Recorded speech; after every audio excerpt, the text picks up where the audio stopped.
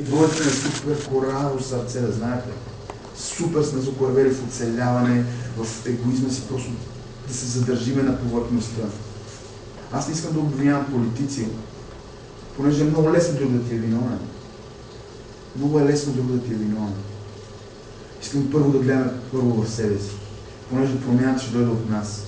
Много е лесно да кажеш, политиците го направят това. Да, те имат голяма вина за това, наистина. Но първо нека видим нашето закоравело сърце. Понеже ние сме толкова закоравели в оцеляване. В това да сме поне главата ни да не повърнем. Може всичко да е долу под вода. Така до тук, нали си спомня само някой.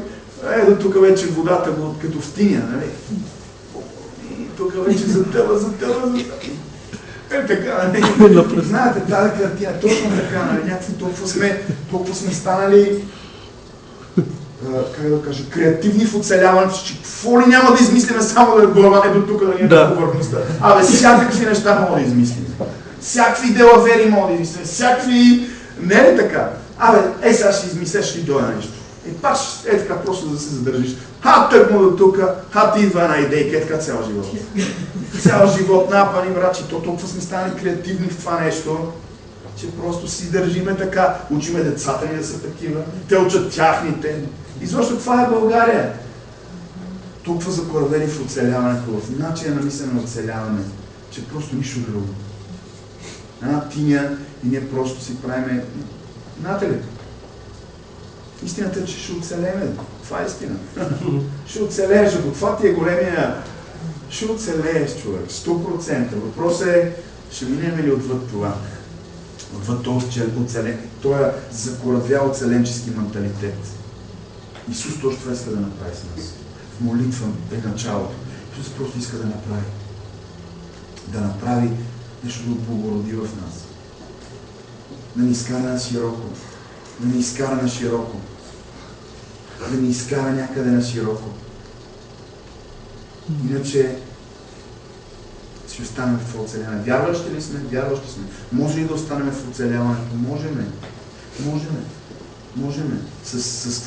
Когато не сме отишли, Бога ни промени философията на живота, сърцето и характера и начина на мислене. Ние ще останем също оцеленчески хора. И какво ще стане с тази България? Ще продължи да оцелява. Хората да оцеляват, взимат по 50 лева. Вече не върват, ако знаете, 3 кебабчета и бира. Вече сме в Европа. Трябва да дадеш поне за 30, 40, 50 лева. Аз не вярвам да има някой за 2 кебабчета и една бира да се съгласи. Който и да е. Вече трябва да дадеш 30, 40, 50 до 100 лева се стига. Това е оцеленческия менталитет. Хората се продават, всичко правят само за да оцелеят. И този ден. Да може и този ден да си отгоре. Това е оцеленчески. Това е прообраз на цялата нация, която оцелява. Това е добър прообраз за всички българи, които оцеляват. Добър прообраз. И това е реалността, това не е някакъв мит. Това е реалността. Българите мислят по този начин. И ние като вярващи, що да не мислим по този начин, ако не сме оставили Исус, нещо започне да трансформира в нас. В молитва, да ни даде неговата парадигма на мислене. Неговият парадигма значи начин на мислене. Различен начин на мислене. Неговата парадигма на мислене. Започне да оформя нещо различно вътре в нас. За да можем да го предадем на следващото поколение. Извади тази нация след време да се роди нещо истинско. Обаче, какво става? Ние ставаме християни и какво става? Започват нашите малки борби да си оправим живота. Едната голяма борба. Другата, някои влизат в супер религиозни, сбъркани неща. Нали, там Исус идва грабването и само за такива религиозни неща мислят. Другите само си оправят живота. Третите са кариеристи, които се борят. Призива им да излезе наяве. Искам да съм призива, това е кариеризъм. Нали? И какво става? Някъде да виждате в тези хора промяна начина на мислене, на действие. Не. Просто това, което е в света, идва тук. И всеки според менталитет си в света някой е бил супер егоист и мислил само за себе си, той остава такъв, но славя Бога, заедно за да се моли за неговите нужди. Другите са кариеристи били, амбициозни хора и гледат те. Нали, отхвърлени, супер отхвърлени, които искат по някакъв начин да бъдат издигнати. Винаги отхвърлените искат да бъдат издигнати. Такива са опасни. Хора, ако виждате отхвърляне на себе си и това толкова нещо да бъдете издигнати, вие сте опасни. Хитлер е бил такъв. Да. Всичките диктатори са били това, понеже са наранени от отхвърляне и от неща. Опасен си, ако си издигнат и си в отхвърляне. По-добре бъди долу, докато не бъдеш изцелен. По-добре не разбирай кой си. По-добре Бог да не ти дава неща. Да. Защото ти правиш всичко от отхвърляне, от нараняване и от амбиция да бъдеш видян, издигнат. Някой да ти каже, ей, супер си. По-добре нищо да не ти казва Господа. Може би и това не държи долу, защото сме наранени и правим всичко от егоизъм, от амбиция да бъдем издигнати. А вътре сме наранени. Няма ли сме това време с Господа? Няма ли сме това време, където Той ще промени тази философия? Ще изцели. Ще даде достатъчно любов, да нямаш нужда някой друг да ти дава любов. Знаете ли, не трябва да има достатъчно любов, почит към себе си и достатъчно за да не искам от никой друг почит и любов. Да. В смисъл това е и така, в такъв случай тогава Бог може да те издигне, иначе няма смисъл. Иначе ти си следващия диктатор. Няма смисъл. И Хитлер е бил такъв, и толкова диктатор е бил такъв. Наранени от малки, пребиван от баща си или от толкова. Ей го е. Той иска да се докаже човек. И целият народ си пати заради такива хора. Целият народ си пати. Затова не трябва първо да има тези срещи с Господа. Нали така? За да може Бог да започне да трансформира нещо в нас. Защото целта, когато станеш вярваш, е не да прибавиш Бог към твоите начин на мислене, към твой менталитет. Това не е целта. Повечето хора просто наистина с искрено сърце вярват в Господа. Влизат във вярата с искрено сърце, но просто не се променят, не променят философията си, начина на мислене, сърцето си и просто слагат Бог, наслабват Бог върху тяхния начин и менталитет. Това е много опасно, хора. Това е нереформирани християни, нетрансформирани християни. Повечето сме такива. Повечето сме на ниво.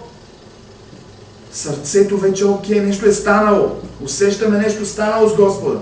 Но няма тази трансформация, реформация на философия и начин на мислене. Да. Повечето слагаме Бог, понеже сме го преживяли.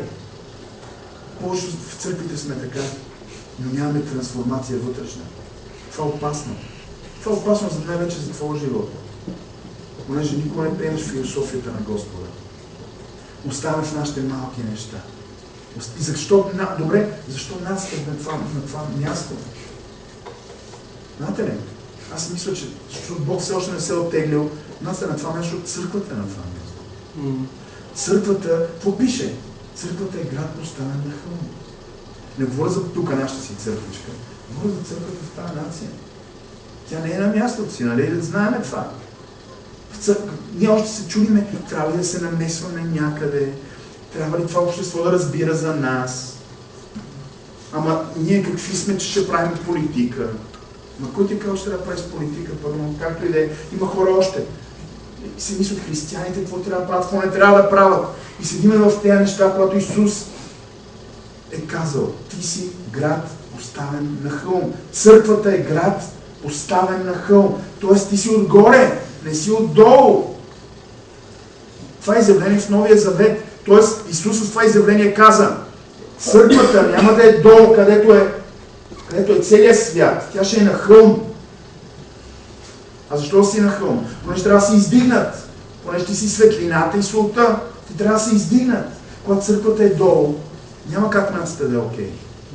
Нали знаем, че щатите сега почти нищо общо няма с това, което било щатите по принцип. Но щатите са създадени от хора, които истинската държавност и изобщо тази нация, началото е създадена от вярващи и от хора с желание да видят свобода някъде. Не са били всички вярващи. Но тези две смесици, истински християни и хора, които копнеят да видят свободна страна. Свободна от държава, свободна от религията на другите общества, свободна да изразяват себе си, да изразяват философията на живота. Тоест, една истинска нация се сформира, когато се съберат групите, вярващи, истински свободолюбиви хора. Не може да се сформира, когато църквата е някъде долу маргинализирана тотално. Казах ви в това, в няколко групички, едните в егото си. Господи, моля те в Исус, нади тази нужда. Господи, моля те в Исус, намери ми това. Господи, моля те в Исус, направи това. Другите, амбициозните, Господи, издигни ме, аз съм с качества на лидер. Господи, направи това. Това са другата група. Третите са някъде там за грабването. Си мислят някакви супер сбъркани работи, в някаква супер отнесена религия и там не само грабват, всякакви други религиозни неща. Другите само пък гонят демони, има такива групи. Те всичките религиозни ги слагат в една група. Тя главата е само да гонят демони. Как не им писна, аз ще се сбъркам. Аз бях в такава група преди. Гони демони и все повече ми се виждаха след това. Гона се към Господи, какво става? Гона, бе повече, бе, братче. Смисъл, накрая се сдухваш и влизаш в някакви такива сбъркани религиозни неща. Гониш, всеки ден си гона с по 100 000 духа, братче. Тя съм след 2 часа за да се освобода. И тя се освободиш, а пак след това вързано от нещо. Това е религия, хора. Нищо общо със Словото. Да виждате нещо в Словото. Истинските ученици, аз видях само един път Исус да гони в истинските ученици дух. И той какво казва на Петър? Махни си Сатана, понеже буквално Сатана говореше от него. Не кой да е някой си демонче, а Сатана говореше от Петър. Един път му каза, махни си Сатана. Тоест, аз не виждам никъде философията на освобождение да е централната в нашия християнски живот. Пародия. Просто пародия. Всички сме, има такива, нали, други искат да имат много кул църкви, много готини, много свежасти, много така, нали, по-готини. Всякакви религиозни неща. И какво става? Колко са църквите и хората, които им са променили, са трансформирали философията си, начина на мислене и начина на действие след това. Колко от хората са съкрушили да оставят всичко и да приемат друга философия, друго сърце, което няма нищо общо с тяхните мисли. До такава степен са умряли заедно с кръста, са приели нова философия. Искам да ти кажа едно, ако ти не оставиш всичките си на идеи, начини на мислене на кръста, как ще поемеш новата философия? Тя трябва да е основата на твоя живот. Ако има отдолу друга основа и оставяш нещо, няма как. Остави всичко, човек. Може да се виждат добри идеите ти за философията на живота. Много хуманни, много добри. Остави ги. Бог има нова философия. Тя трябва да е основата на живота ти. А не някаква да надграждаш. Да надграждаш. Ние християните, това е проблема. Никога не сме оставили всичко. Както Исус каза, всичко счита, както Павел каза, всичко считам за измет, за бокук. Само Исус Христос да придоби. Аз вярвам Исус Христос, характера на Исус, основата на Исус, философията на Исус, менталитета на Исус, начина на действие, мислене и говорене на Исус. Всичко счита за измет. Тоест всичко, което Той е придобил. А повярвайте, Павел беше възпитан в най-добрите школи за тогава. Да. Най-добрите еврейски школи. Той каза, всичко считам за измет. Всичко считам за измет.